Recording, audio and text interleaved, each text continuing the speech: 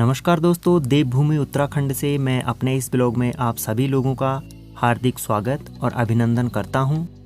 सर्द हवाओं का मौसम पहाड़ों में लगातार बढ़ता जा रहा है और ये कुछ बेलें हैं जो बरसात के सीज़न में होती हैं और अब सर्दियों का मौसम आने पर ये अपने अंतिम दौर में चल रही हैं और कुछ ही दिनों बाद ये पूरी तरह से सूख जाएंगी।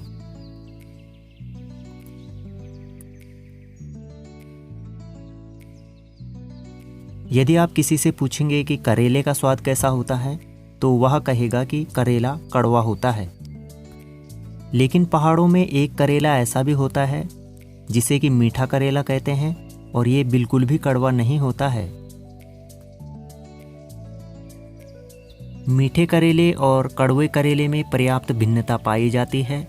बाहरी संरचना के आधार पर भी इनमें पर्याप्त भिन्नता होती है और आंतरिक संरचना के आधार पर भी दोनों पूरी तरह से अलग होते हैं।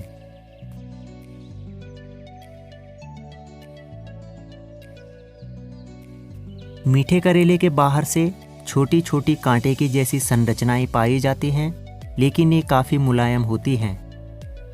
अपनी अपरिपक्व अवस्था में यह हरे रंग का होता है और अत्यंत कोमल होता है।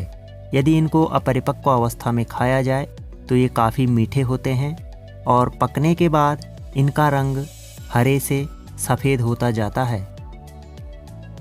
जून के महीने में जब खेतों में मक्का बोई जाती है तो मक्का की फसल के ही साथ इन मीठे करेले के बीजों को भी खेतों के किनारे डाल दिया जाता है। बाद में इनकी बेलें खेतों के किनारे उगने वाले पौधों पर अपने आप फैल जाती हैं।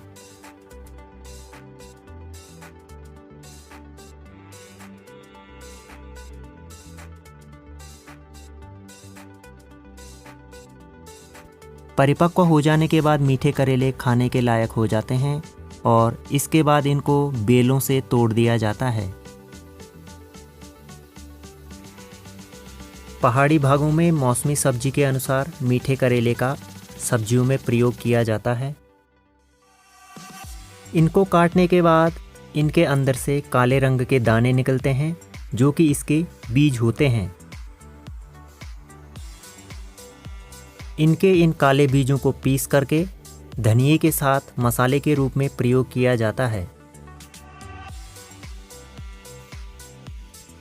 मीठे करेलों के अंदर से उनके बीज निकाल करके फिर बाहर के छिलके को कई दिनों तक धूप में सुखाने के बाद ये पूरी तरह से सूख जाते हैं और फिर सर्दियों में इनका प्रयोग सब्जी के रूप में किया जाता है, जिन्हें कि स्थानीय गढ़वाली भाषा में सुक्सा कहते हैं।